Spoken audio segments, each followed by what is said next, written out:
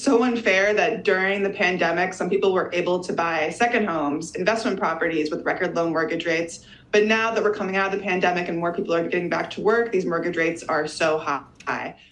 We all know what is shaking the very foundation of the American dream today. It's the home mortgage crisis that's hitting where it hurts the most. Our hard-working, middle-class family. Why is it that the proverbial white picket fence is getting harder and harder to own? Stick around as we uncover the truth, dig deep into economic trends, and reveal how this crisis is affecting millions across the nation. Buckle up, folks, because it's gonna be an enlightening ride. Rising home prices all over the US, coupled with a limited supply of houses on sale, are intensifying the competition among prospective property buyers. This convergence of factors is pushing homeownership aspirations out of reach for many middle-class Americans, who now have to contend with wealthier buyers for the dwindling inventory of available homes. The question of how much mortgage is affordable based on one's salary, income, and assets is becoming increasingly difficult for many. Across the country, it's estimated that there are currently only around 250,000 homes on the market that are within the financial reach of household earning an annual income of $75,000 to $100,000. This is a steep decrease from approximately 656,000 affordable homes that were available before the COVID-19 pandemic. According to a recent study by the National Association of Realtors, the current situation implies that there are approximately 65 households in the said income range vying for a single listing, a significant increase from 24 households per listing in 2019.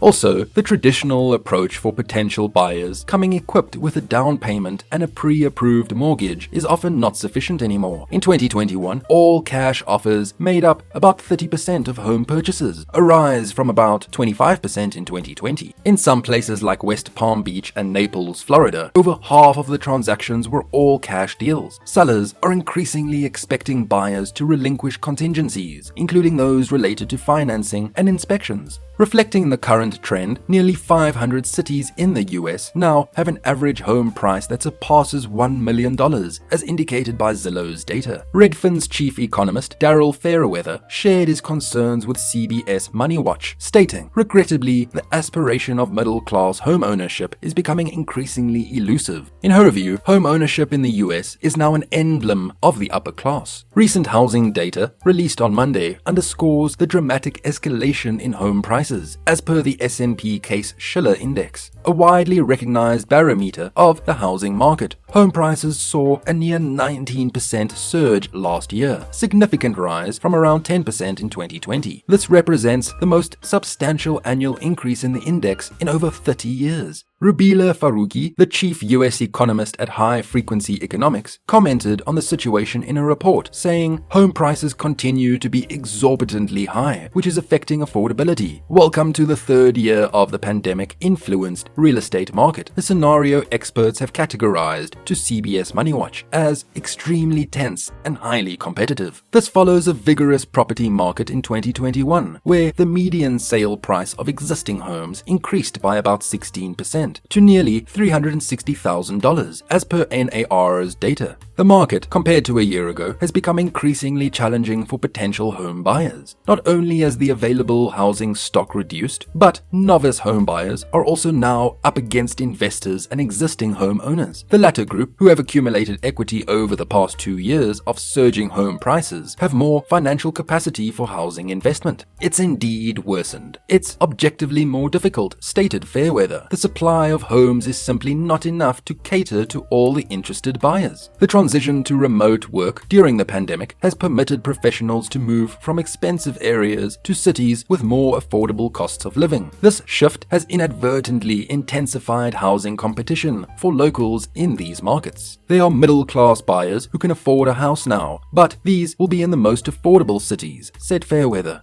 Indeed, despite the challenges, Americans are still buying homes. The pandemic-induced demand for property boosted the home ownership rate to 65.5% in 2020, marking a 1.3% increase from 2019. Zillow's 2021 Housing Trend Report suggests that the purchasers tend to be wealthier than the average US household and are usually existing homeowners. The median household income of homeowners is roughly $90,000, which is significantly higher than the national median median of about $66,000, as discovered by Zillow. Given the hurdles in the pandemic property market, it suggests that first-time home buyers constitute a decreasing segment of the market. In 2021, first-time buyers made up 37% of all buyers, down from 43% in 2020. According to Zillow, the pressure on middle-class buyers is alarming for several reasons. According to Nadia Evangelo, senior economist and director of forecasting at NAR, homeownership serves as a main vehicle for wealth accumulation, with homeowners typically boasting a net worth that's 40 times greater than that of renters. She expressed concern that the wealth disparity between first-time homebuyers and existing homeowners might further widen. Middle-income Americans are finding it hard to buy a home due to intense competition and a shortage of affordable starter homes. With such obstacles, some first-time home buyers are resorting to adding roommates so they can pool their assets to purchase a property. Amanda Schneider, a 30-year-old lab technician, joined with 2 other people to buy a house in Gallatin, Tennessee for $315,000 in the early days of the pandemic. She said it might have been a stretch to buy a home on her own. "We feel very fortunate to get the house we did," Schneider told CBS Money Watch, noting that the property's value has risen 35% since they bought it in 2020. "It's extremely difficult for other families and groups to purchase a home right now. Buyers are also throwing in extras to make their offers stand out," according to realtor Hope Dyer, who works in Nashville. "This past weekend, one of our agents had a home with multiple offers. A prospective buyer had a timeshare they didn't use, so they offered a 7-night vacation in their timeshare and $1,000 in Bitcoin," she said. "That offer won," Dyer noted. Rise in all cash offers. Cash offers are increasingly popular because they're often seen as stronger bids by sellers. Experts have said there's a perception that there's less risk that the deal could fall through because of financing problems, for example. But most buyers don't have the financial wherewithal to make a cash offer, which is why PropTech, a property tech business, are stepping in to help middle-income house hunters compete with wealthier people. That idea caught John Wise's attention when the accountant decided to move to a smaller home after becoming an empty nester.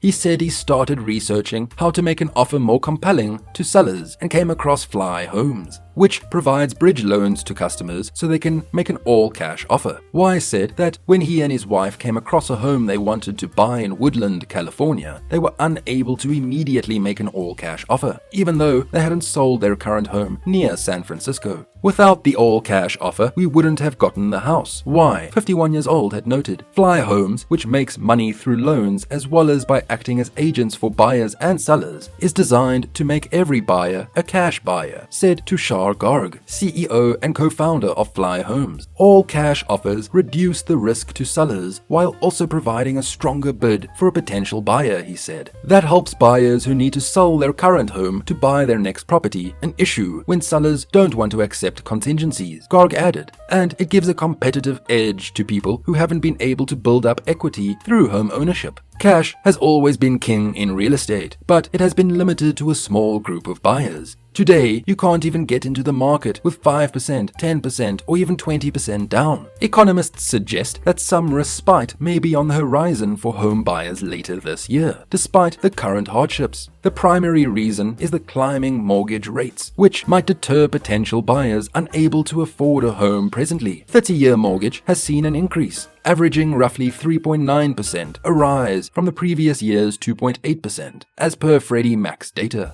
Moreover, there's a predicted influx of properties in the market coming in spring, says Evangelou from NAR. There is a boost in home construction, and if supply chain issues subside later this year, it would aid the home building process, which is currently hampered due to a shortage of certain parts and supplies. She highlighted the market should see more homes, and with mortgage rates on an upward trend, we anticipate a slowdown in home purchases in 2022 compared to 2021.